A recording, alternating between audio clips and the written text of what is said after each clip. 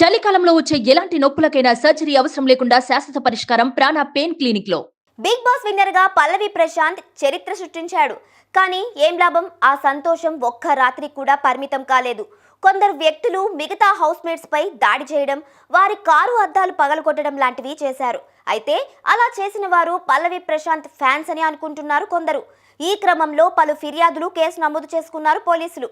ఆ కేసులో ప్రధాన నిందితుడుగా పల్లవి ప్రశాంత్ ను చేర్చారు.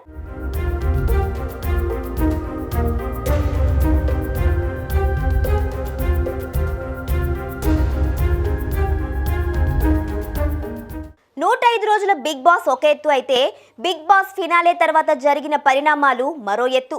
హౌస్ నుంచి వచ్చిన కంటెస్టెంట్స్ పై దాడి చేసి వారు కారు అద్దాలు పగలకొట్టి రచ్చ రచ్చ చేశారు. అమర్దీప్, అశ్విని, గీతూ రాయల కార్ల అద్దాలు అయితే పగలగొట్టారు. వారిని చేయి పట్టి బయటకు లాగారు. అమర్ని అయితే బయటకు రా అని బెదిరించారు. తనతో పాటు భార్య, తల్లి ఉన్నది కూడా చూడకుండా దారుణంగా ప్రవర్తించారు. అంతేకాదు, ఆర్టీసీ బస్సు అద్దాలు కూడా పగలకొట్టి నానా హంగామా చేశారు. దీంతో పలువురు పోలీసులకు ఫిర్యాదు చేశారు.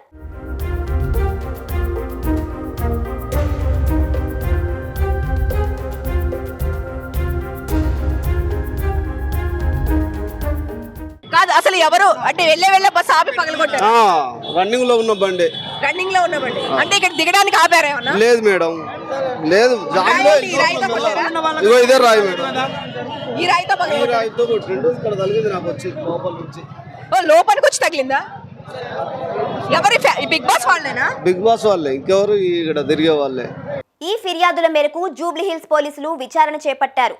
పలు వీడియోలను పరిశీలించారు. ఈ ఘటనలో బిగ్ బాస్ విజేత పల్లవి ప్రశాంత్ ను ప్రధాన నిందితుడుగా తేల్చారు. అతడి సోదరుడు, స్నేహితుడిని సైతం అరెస్ట్ చేశారు. వారికి సంబంధించిన 2 కార్లను సీజ్ చేశారు.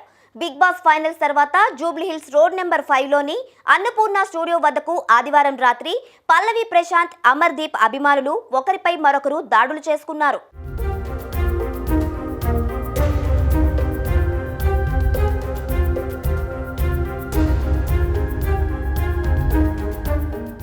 ఈ విషయంపై కేసులు నమోదయ్యాయి.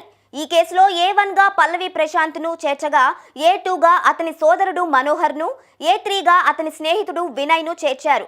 A4 గా ఉన్న ఉప్పల్ మేడిపల్లికి చెందిన లాంగ్ డ్రైవ్ కార్స్ లో డ్రైవర్లుగా పనిచేస్తున్న సాయి కిరణ్ ను, అంకీరావుపల్లి రాజును అరెస్ట్ చేశారు. కాగా ఇప్పుడు పల్లవి ప్రశాంత్ కోసం వెతుకుతున్నారు. అతను పరారీలో ఉన్నట్లు తెలుస్తోంది.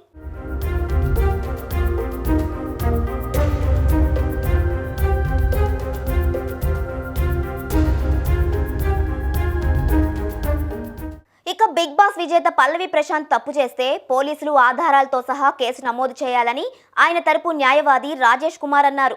ఈ ఘటనలో ఎక్కడా కూడా పల్లవి ప్రశాంత్ లేడని తెలిపారు. ప్రశాంత్ ను ర్యాలీ కూడా చేయనివ్వలేదని అన్నారు. ఇంతకీ ప్రశాంత్ ఎక్కడ ఉన్నాడు, అసలు ఏమైపోయాడు అనేది తెలియాలి.